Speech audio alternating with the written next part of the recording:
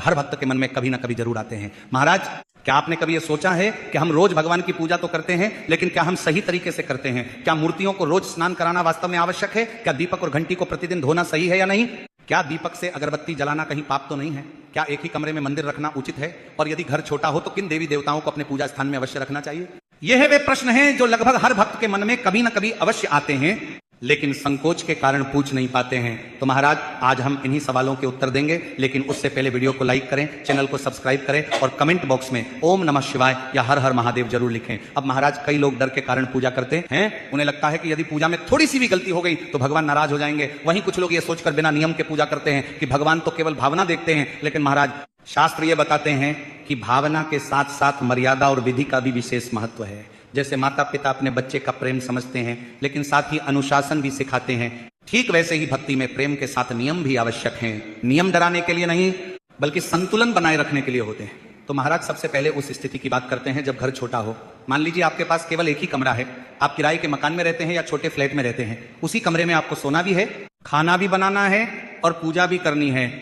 तो क्या ऐसे में मंदिर रखना उचित है या फिर ऐसा करना शास्त्र के विरुद्ध है? तो महाराज, शास्त्र स्पष्ट कहते हैं कि बिना मंदिर का घर अधूरा होता है। घर छोटा हो या बड़ा, उसमें ईश्वर का स्थान अवश्य होना चाहिए। यदि एक ही कमरा है तब भी मंदिर रखा जा सकता है। बस ध्यान ये रखना है कि मंदिर कभी भी फर्श पर ना हो। भगवान का स्थान सदैव ऊंचाई पर होना चाहिए। दीवार पर टंगा हुआ छोटा मंदिर हो या लकड़ी का एक छोटा आसन, वह स्वच्छ स्थान पर होना चाहिए। अब महाराज, यदि उसी कमरे में आप विश्राम भी करते हैं तो रात्रि में मंदिर के सामने पर्दा अवश्य होना चाहिए। जब आप सोने जाएं तो धीरे से पर्दा बंद कर दें। इसका अर्थ यह नहीं कि आप भगवान से दूरी बना रहे हैं, यह केवल मर्यादा का प्रतीक है। जैसे हम बड़े बुजुर्गों के सामने संयम रखते हैं, वैसे ही भगवान के स्थान के प्रति भी एक शालीनता होनी चाहिए। आप सुबह स्नान के बाद श्रद्धा से पर्दा खोल सकते हैं। अब एक और महत्वपूर्ण प्रश्न आता है, यदि पूजा घर छोटा हो तो किन देवी देवताओं को रखा जाए? क्योंकि कई लोग हर तीर्थ स्थान से मूर्तियां और तस्वीरें लेकर आते हैं।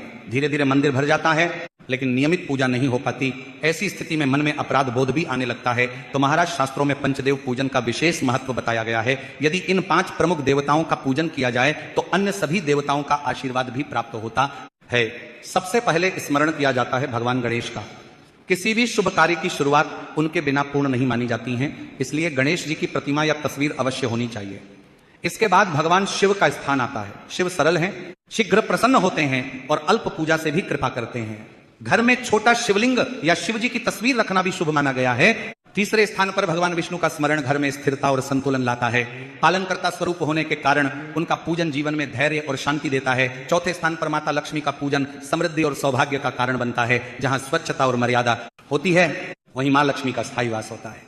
5वें स्थान पर आप अपनी श्रद्धा अनुसार हनुमान जी या सूर्य देव को रख सकते हैं। हनुमान जी का स्मरण भय और बाधाओं को दूर करता है। सूर्य देव जीवन की ऊर्जा है। यदि आप नियमित रूप से सूर्य को जल अर्पित करते हैं तो शरीर और मन दोनों में सकारात्मकता बनी रहती है।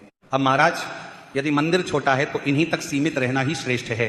पूजा संख्या से प्रभावशाली नहीं होती, बल्कि नियमितता और श्रद्धा से प्रभावशाली होती है। जितनी सेवा आप प्रतिदिन कर सकते हैं, उतने ही देवताओं को स्थापित करें। अब एक अत्यंत महत्वपूर्ण विषय पर ध्यान दें। यदि आपके पूजा घर में कोई मूर्ति खंडित हो जाए, चटक जाए या तस्वीर फट जाए तो उसे पूजा स्थान पर रखना उचित नहीं माना गया है। इसका अर्थ यह नहीं कि भगवान नाराज हो जाते हैं, बल्कि खंडित वस्तु को शास्त्रों में अशुभ माना गया है, क्योंकि वह ऊर्जा का संतुलन बिगाड़ सकती है।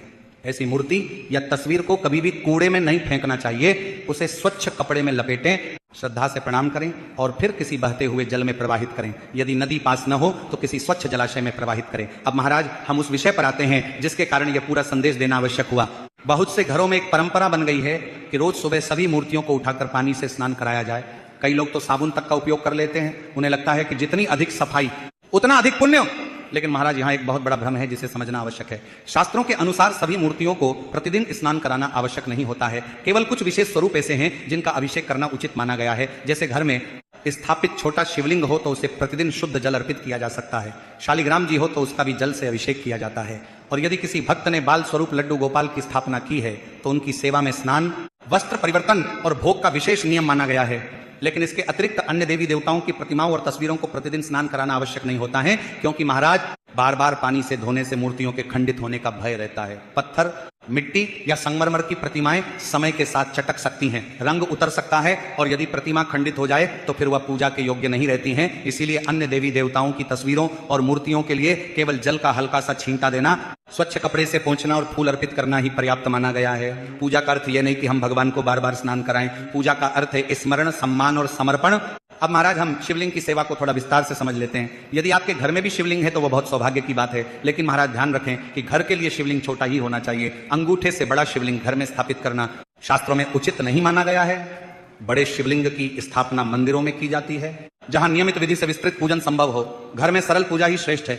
इसी के साथ शिवलिंग पर प्रतिदिन 1 लोटा शुद्ध जल अर्पित करना पर्याप्त है। घंटों अभिषेक करना आवश्यक नहीं है। यदि समय हो तो दूध